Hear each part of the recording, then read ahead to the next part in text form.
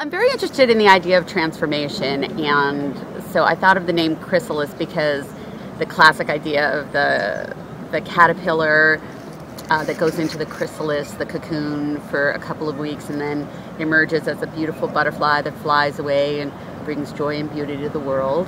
And I kind of think of theater like that you have a play, you have words on a page, and then you take it to rehearsal and it has time to gestate and incubate and develop, and then you set it free on the stage and perform it for an audience, and hopefully it has a transformative effect on their lives and makes them laugh and makes them think and has some meaning for them.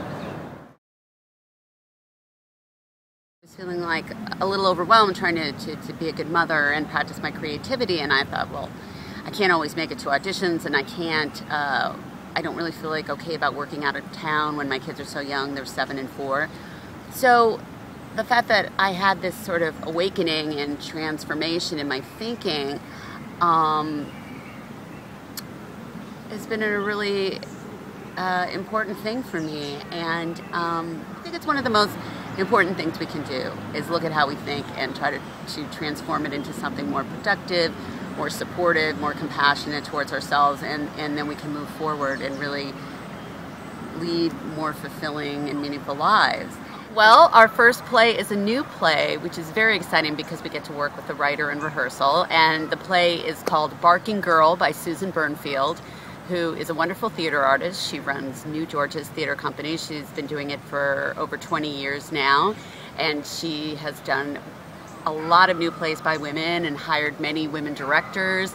And she's just a great inspiration. I believe, I guess just sort of my value system, that if I'm not doing the thing that I know I want to be doing, or if I feel like, oh, I'm at home and I wish I was somewhere else, then I'm not doing the best thing for my kids. My kids need to see an example of someone who's engaged in the world and of someone who is doing the thing that they are meant to do.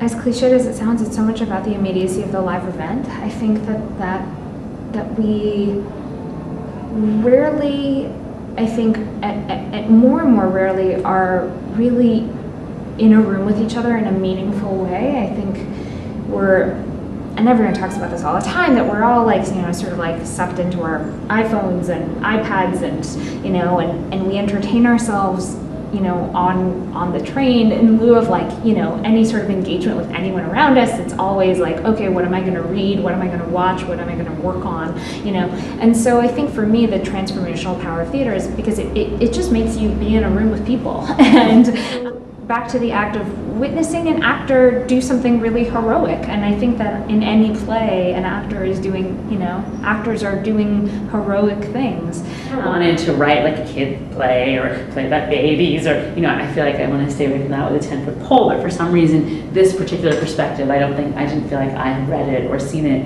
and I feel like people didn't want to talk about that kind of the difficulty or the ambivalence or the feeling like you have to make friends with your child, as opposed to feeling like you're instantaneously going to love your child and it's just going to happen for you and everybody wants this, and kind of a way to abut against the expectations that I felt were actually the most difficult part of raising a child. I felt like or deciding to have children. I felt like the expectations, the naming of what you are, the assumptions about who you are and who you wanted to be, and the other identity issues that kind of went along with it, to me were much more difficult than late night feedings or making the decision or anything else. Creating Chrysalis has been very freeing and inspiring and empowering to see if I can practice my creativity on my own terms.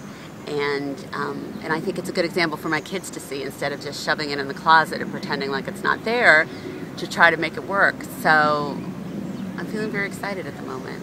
Well, really, I've been talking about all this because I need your help. And not-for-profit theater companies survive on donations, and Indiegogo is a wonderful way to do that. You can give $1 up to $1,000. Every dollar counts. Any amount is greatly appreciated. And I'm really excited about this, and I want to invite you to be a part of it.